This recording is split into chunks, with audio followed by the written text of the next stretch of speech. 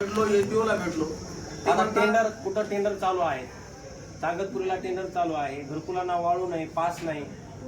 आणि ते म्हणतात की आम्ही वाळू देणार आहेत त्यांना 5-5 ग्रास घरकुल धारकांना. तर त्या याद्या देत नाहीत म्हणून त्या नागरिकाचं म्हणणं आहे. त्या संदर्भामध्ये तुम्ही काय सांगाल? आपल्याकडे ग्रामपंचायतीने जेवढ्या याद्या प्राप्त झालेल्या होत्या 4-5 ग्रामपंचायती जेवढ्या आपण तहसीलला दिलेले आहेत. किती गावाचे दिले? 5 गावाचे दिलेले आहेत. तहसीलदारचे स्मरणपत्र आहे 4. आम्हाला पंचायत समितीने याद्या दिलेल्या नाही म्हणून कुठे ते दाखवा.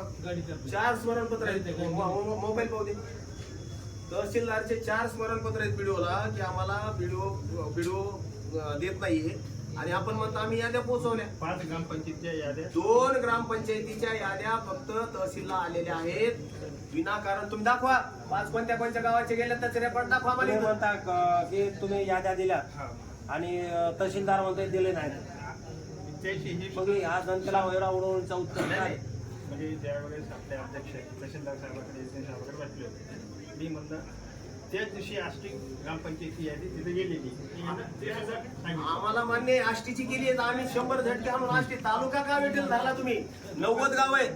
90 गावाच्या लोकांना रेतीची गरज नाही का? आज जून उजाडलाय, पाऊस पडायलाय. उद्या पाऊस पडला तर घाट बंद होणार आहे. मग ज्या वेळेला हे लोक रेतीपासून त्या ठिकाणी वंचित राहणार, याला जिम्मेदार कोण? बीडीओनं तहसीलदारनं तुम्हाला 4 स्मरणपत्र काढलेत. मग तुमच्याकडून त्यांना का दिल्या जात नाही? याद्या देण्याला तुम्हाला काही अडचण आहे का? गुत्तेदाराशी तुमचं काही लागे बांधे आहेत का? की तुम्हाला काही हप्ते देतो का? तुम्हाला काही त्याची मदत आहे का? तुमच्या याद्या न देण्याचं कारण काय? या सर्वसामान्य घरकुल धारकांना रेती जर मिळाली तर त्याच्यामध्ये तुम्हाला काही अडचण आहे का? मग तुम्ही वारंवार आम्ही आंदोलन करतो. इथं ढोल बजाव आंदोलन केलं, आष्टीला रास्ता रोको आंदोलन केलं, 4 वेळेला एसडीओ कडे बसलो, 4 वेळेला तहसीलदार कडे बसलो, 10 वेळेला बीडीओ कडे बसलो. मग तुम्हाला याद्या द्यायला अडचण काय?